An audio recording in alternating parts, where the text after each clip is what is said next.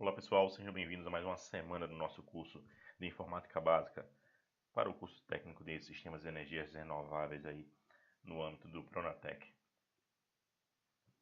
e da Diretoria de Ensino à Distância. Para essa semana nós temos basicamente que estudar o conceito da internet, como é que ela está funcionando, o que é um e-mail, o que é alguns serviços específicos, o que é um navegador, como utilizar VoIP, videoconferências, coisas do gênero que a maioria de vocês já conhecem, mas se tiver alguém que não conheça, vai passar a conhecer seguindo aí no padrão aí dos vídeos, vídeos bem resumidos, bem tranquilos para vocês não perderem tanto tempo, já que vocês estão lendo aí tanto o resumo da semana quanto o capítulo do livro em si, né? Nessa semana aqui seria o capítulo específico da aula 4. Então, tem um princípio de interatividade, né? A internet surgiu exatamente para fazer com que essa dinâmica da interação possa ser estabelecida, possa ser implementada e tendo aí basicamente a comunicação, pelo menos de duas ou mais entidades. Interagir é participar, é ser participativo. Então, tentem aí basicamente interagir na internet. Essa é a forma intrínseca aí da mídia da internet para que vocês possam usufruí-la. E para que essa interação aconteça, os computadores devem estar interligados, né? Então, para eles estarem interligados, eles precisam, de uma rede de computadores funcionando plenamente. Redes de computadores vão surgir a partir dessa necessidade de compartilhamento de informações em um tempo muito curto, em um tempo hábil, tendo-se umas origens aí, basicamente, nos projetos desenvolvidos pela Força Aérea Americana e, basicamente, foi desestimulado pela AT&T. Depois surgiu o projeto ARPANET, que basicamente estava interligando bases americanas. Depois esse conceito foi expandido para universidades e a partir daí, você teve uma expansão aí para a NSF-Net, tendo-se basicamente, todas as universidades e centros de pesquisa de um lado ao outro dos Estados Unidos, todos interligados. Viu-se que isso era muito interessante, teve um boom de publicações, teve um boom de relacionamento das universidades e centros de pesquisa, então resolveu se expandir para o mundo em 1990 e nós tivemos aí a internet como conhecemos hoje. Uma rede de computador, basicamente, você vai ter algumas diferenças entre uma rede simples, como uma LAN, que é esse caso aqui, onde você tem dentro de um ambiente alguns computadores interconectados por algum dispositivo intermediário, algum servidor e impressora, fazendo com que esse sistema seja um sistema de cliente e servidor, e com a internet compartilhada, possivelmente por um roteadorzinho. Esse servidorzinho aqui está fazendo a função do roteador. E todo mundo que quer acessar a internet vai passar por esse dispositivo intermediário, vai passar por esse servidor até chegar na internet e as respostas vão seguir o caminho reverso. Isso é uma característica da internet que funciona com roteamento NAT, de tradução de endereços de rede, onde endereços privados internos são traduzidos para um endereço único externo. Esse endereço único externo recebe a resposta e traduz para o endereço privado interno que solicitou. Basicamente todas as casas de vocês funcionam com esse tipo de serviço, é um dos roteamentos mais simples que existem. Tratando da internet, hoje em dia é uma rede que interliga milhões de computadores em escala mundial, sempre através do uso do protocolo TCP/IP. Esse protocolo é um conjunto de serviços de protocolos que são fornecidos para que uma comunicação possa ser estabelecida de forma concreta. Então aí dentro você tem diversos outros protocolos como o FTP, como protocolos de e-mail, como protocolos de interconexão com segurança e sem segurança, como o TCP, como o UDP. Alguns protocolos de testes, como ICMP, entre outros. O mais importante, basicamente, seria o IP que faz realmente a entrega no destinatário. Mas essa entrega não seria possível se você não tem um protocolo DNS, por exemplo, para traduzir o nome para o endereço IP. E depois você não conseguiria entregar com tanta facilidade e rapidez sem que essa informação seja fatiada, já que não dá para fazer um download de uma vez só de um arquivo de 10 MB, por exemplo, e vem aos pouquinhos. Então esse processo de fatiamento, de segmentação e envio e confirmação de cada porçãozinha fatiada é feito por alguns protocolos. Por exemplo, o TCP, que ele tem a segurança implementada porque ele confirma cada partezinha que envia. Obviamente ele é um pouco mais lento em relação ao UDP, que simplesmente fatia e envia sem precisar de confirmação. Aí você pergunta, por quê?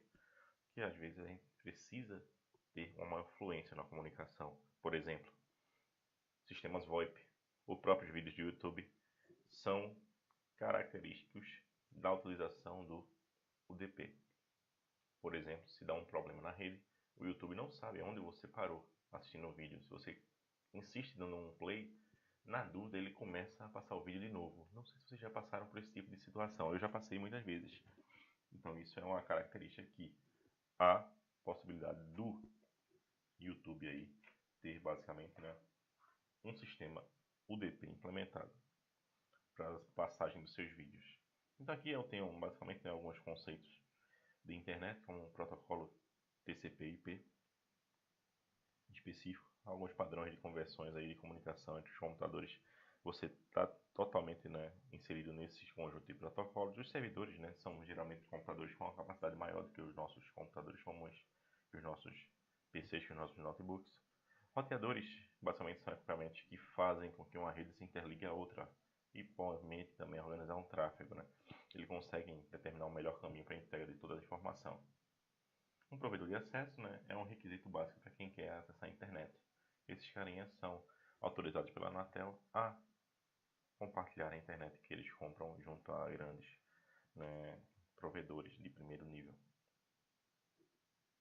E como acessar a internet? Nós temos mais diversos navegadores, né? Hoje em dia o Google Chrome já é o mais utilizado, né? Você tem aí o Firefox e a Microsoft brigando aí pelo segundo lugar, além dos outros como Opera, Safari. Microsoft, né, tinha o Internet Explorer e lançou o Microsoft Edge, já que o Internet Explorer está ficando muito lento em relação ao Google Chrome. Lançou o Microsoft Edge, ele ainda tem alguns probleminhas de compatibilidade, mas hoje em dia para o Moodle eu noto que ele é melhor do que o próprio Google Chrome, porque tem algumas tarefas que já são automatizadas por natureza por ele, e ele é muito rápido também. Então quem nunca utilizou, tente utilizar, está presente aí desde a versão 8 do Windows. No Linux, geralmente, né, o padrão é o Firefox. Assim como no S2, o padrão é o Safari. O Opera vem correndo por fora. Então está aqui um exemplo do nosso, né, Microsoft Edge exibindo o nosso curso de informática básica. Observe que ele é todo formatadinho, não tem qualquer tipo de problema quanto à exibição das informações. Alguns serviços que são providos pela internet, nós temos basicamente, né, o serviço www, que é o de páginas de internet, geralmente funciona na porta 80. As empresas, as pessoas criam servidores, disponibilizam, né, acesso a esses servidores através da porta 80 e a gente, né, se registra em algum serviço do DNS e a gente, pelo nome, digitando www.google.com, por exemplo, consegue acessar os websites disponíveis nesses endereços. Esses websites, né, podem ter alguns recursos aí disponíveis como textos, vídeos, né, fotos, entre outros. Tudo que pode se passar por hipertexto ou pelo um padrão aí, HTML, PHP, ou conforme seja aí o padrão que seja utilizado para desenvolvimento da página web. Os e-mails, né, basicamente permitem o envio e recebimento de mensagens no formato eletrônico. Para isso eu preciso de um servidorzinho que vai possibilitar a entrega e o envio dessas mensagens. Eu chamo de servidor de entrada e o servidor de saída. O FTP ele permite tanto o envio quanto o recebimento de arquivos, né, com baixa sobrecarga de rede. Geralmente você usa o protocolo FTP para acessar um site nesse nível. Se ele tem esse serviço disponível, basta utilizar o prefixo FTP : como vocês utilizam sem querer, até sem querer às vezes, né, o prefixo HTTP : para acessar alguns sites web. Para acessar site FTP, eu precisaria desse prefixo FTP : ou o cliente FTP, como FileZilla, por exemplo. Outros serviços, né, de comunicação, né, para não me aprofundar demais, né, nas partes mais avançadas da internet, vocês têm as partes de comunicação, né? Então, redes sociais que possibilitam aí trocar informações, né, emitir opiniões, gravar vídeos e que em minutos estarão ao alcance do mundo aí. Então, hoje em dia é muito fácil de viralizar alguma coisa, mas obviamente, né, tem que ter algum tipo de estratégia, não é alguma coisa, né, não pensada que vai ser viralizada, né? Tem que ter uma estratégia em si. Como fazer pesquisas na internet? É meio que chover no molhado. Isso já foi, né, em algum momento uma novidade, mas hoje em dia é bem tranquilo. Acho que até hoje pessoas de baixa instrução já conseguem fazer pesquisas já que tamanho, né, tamanha facilidade, né? Então entrou no Google, até nos celulares já tem um aplicativozinho com uma barrinha de pesquisa lá, quando você digita o que você quer, né, confirma, ele já vai pesquisando para você. Mas não é só colocar as palavrinhas, né? Eu posso utilizar as aspas, né? Possivelmente. Quando eu coloco palavras separadas, ele vai buscar tudo de uma palavra e tudo da outra palavra. Se eu colocar entre aspas, ele vai buscar exatamente o termo das duas palavras juntas, separadas por um espaço, por exemplo. Palavras entre sinal de mais, por exemplo. Ele está retornando, né, basicamente um resultado aleatório, que é o comum quando você digita o espaço. Palavras precedidas aí por sinal de menos, ele tenta buscar resultados, né, específicos daquela palavra.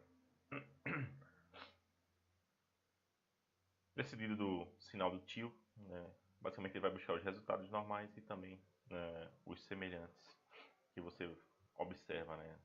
Às vezes quando a gente digita alguma coisa errada, ele, ó, não busquei informação sobre o que você queria, eu busquei informação sobre isso. Se você quiser realmente informação sobre o que você queria, aperte aqui. Às vezes ele já sugere, né, deduzindo que a gente errou uma digitação. Buscar por tipo de arquivo, por exemplo. Quero buscar, né, arquivos de PowerPoint de uma aula sobre internet. Eu falei lá, internet, espaço, file tape, dois pontos, TPT, que é o tipo de arquivo do PowerPoint, por exemplo. Além das operações matemáticas e aritméticas que você pode executar, né, utilizando o Google como uma calculadora, por exemplo, 100, asterisco 22, 40, ele vai fazer essa, resolver essa expressão. Né? Lá a gente consegue resolver expressões até um pouco avançadas. Em termos de segurança na internet, a gente tem que ter muito cuidado, né, quando se fala em transmissão de dados, em troca de mensagens, porque a gente não dá conta dos perigos que existem. Né? A gente viu agora há pouco, né, esse grande boom quando você tem aí diversos computadores travados literalmente, né, e os hackers solicitando 300 bitcoins para liberar esses computadores. Para você ter ideia, uma bitcoin aí, né, dependendo da cotação, pode estar chegando a quase, né, R$ 1.000, R$ 1.500, então é complicado. 300 bitcoins seria um valor quase que exorbitante.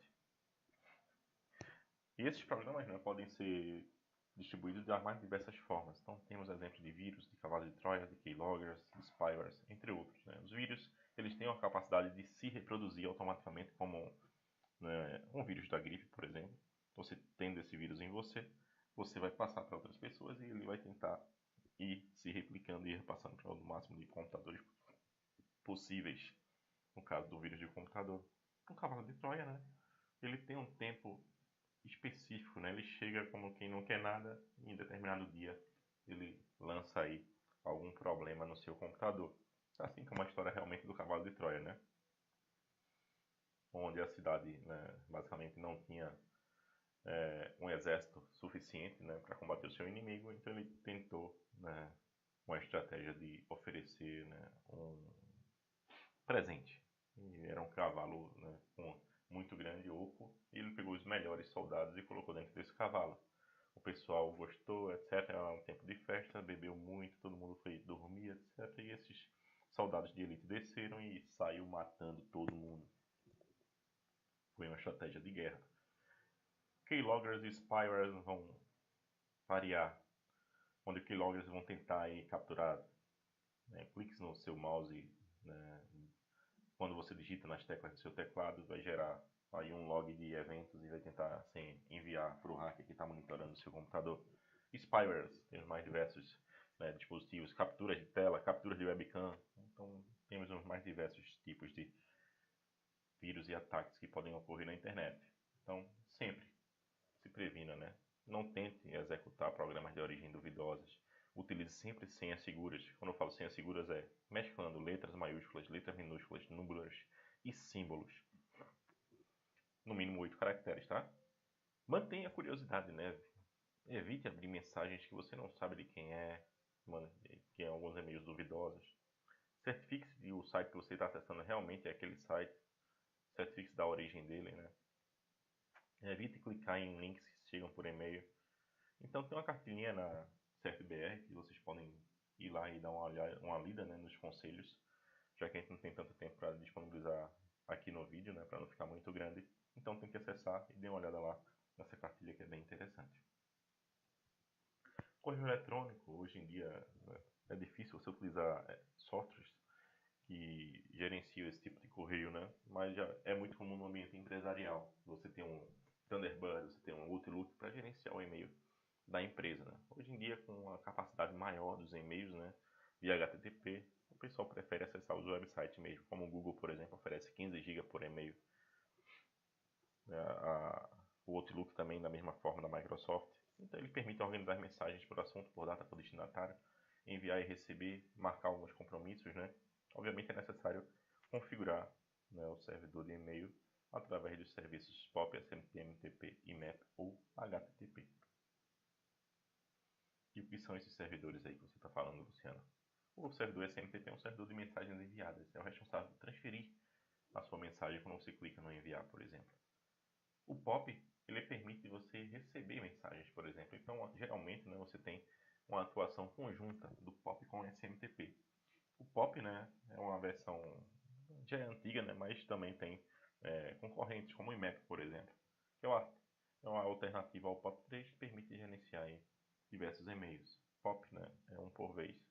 E caso você queira gerenciar diversos e-mails, você vai ter que cadastrar diversos servidores POP no seu computador ou no seu e-mail da internet. E também é possível de se fazer, né? No Google você consegue cadastrar contas de e-mail. Então só no Gmail você pode receber sua conta do Outlook, sua conta do Yahoo. Todos os e-mails que você tem, você pode receber só no Gmail, por exemplo. Basicamente todos os softwares de e-mail, né, fornecem esse tipo de recurso. Chegando na parte de comunicação, né, geralmente você vai estar acostumado a se comunicar via mensagens com o WhatsApp ou com o Facebook, né, digitando as mensagens lá. Mas você pode também, né, tratar essas mensagens ou usar essa comunicação utilizando software de voz sobre IP, como o Skype, o Cisco Webex, o Google Hangouts, onde você pode conversar com outra pessoa pela internet, como a gente fez na própria transmissão ao vivo da nossa aula, né? Que a gente utilizou o Hangouts. A gente falou através do IP automaticamente para todo mundo aí, né, que quisesse se conectar. E é possível também a gente tentar fazer essa conexão, né, utilizando telefones com chamadas aí interurbanas, internacionais, com tarifas reduzidas. Mas aí você tem que aportar algum tipo de crédito para fazer essas chamadas. Ela não tem o mesmo preço de uma chamada normal, é mais barata, mas, né, não sai de graça não. Permite fazer algumas conferências também, então vou ter 3 exemplos aqui de software que a gente permite aí fazer algumas conferências. Algo muito tranquilo, muito interessante. O Skype, o Webex, por exemplo, da própria Cisco, e o Hangouts. Então, só resumindo para vocês, eu tenho aqui um exemplo de navegador, onde eu posso acessar aí documentos, onde eu posso acessar informações interessantes, como por exemplo um sitezinho no netarcade.com.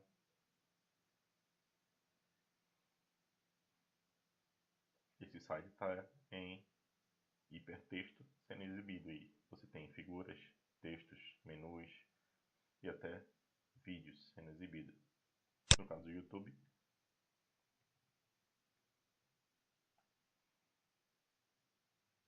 você tem o hipertexto e os streamings de vídeo, que você aciona a partir de botão de play, por exemplo. Falando em e-mail,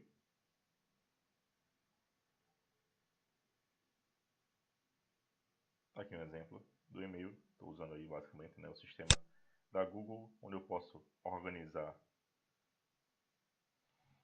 por pastas o que eu recebo. Está aí um exemplo de um e-mail que eu acabei de receber e um curso que eu acabei de me cadastrar. Vai ocorrer na sexta-feira, 2 de junho.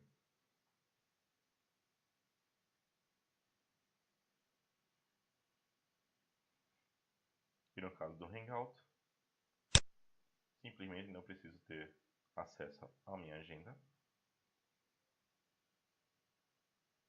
Clicando aqui em agenda.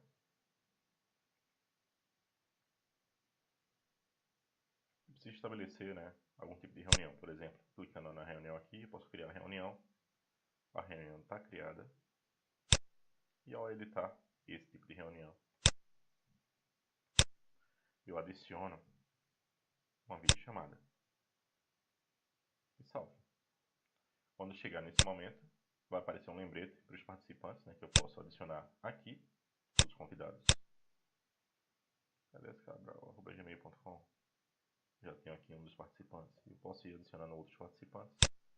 Ao salvar, é enviado um convite automaticamente para esses participantes. Eles podem confirmar, confirmando, dando talvez ou negando a participação, confirmando, né? Eu já tenho uma confirmação, por exemplo. Quem vai? Luciano. Para participar de uma videoconferência, basta clicar no linkzinho que vai aparecer como lembrete. Era isso que a cliente queria apresentar. Um abraço para vocês, né? E nós temos aí basicamente o resumo dessa semana, onde nesse capítulo você aprendeu sobre interatividade, seu significado e o que representa interagir utilizando computadores, por exemplo. A rede de computadores, a internet e alguns aspectos de segurança que a gente também tratou com vocês. No mais seria isso, eu vou tentar gerar uma atividade bem diferente para vocês, né, que seria uma atividade de laboratório de avaliação. Estou pensando se vocês vão conseguir digerir, que é basicamente vocês apresentarem, né, alguma atividade que vai ser solicitada para vocês, e na hora da correção, vocês, né, também atuarão como corretores. Então, cada um de vocês vai pelo menos receber um trabalho de um colega para dar uma nota sobre aquele trabalho, e tudo vai estar disponível lá. Então, estou pensando se eu vou fazer o envio de arquivos ou se eu vou fazer esse tipo de avaliação. Mas na frente a gente decide. No mais, quarta-feira, 9 horas, esse recurso está disponibilizado para vocês. Bons estudos, boa semana. Um abraço.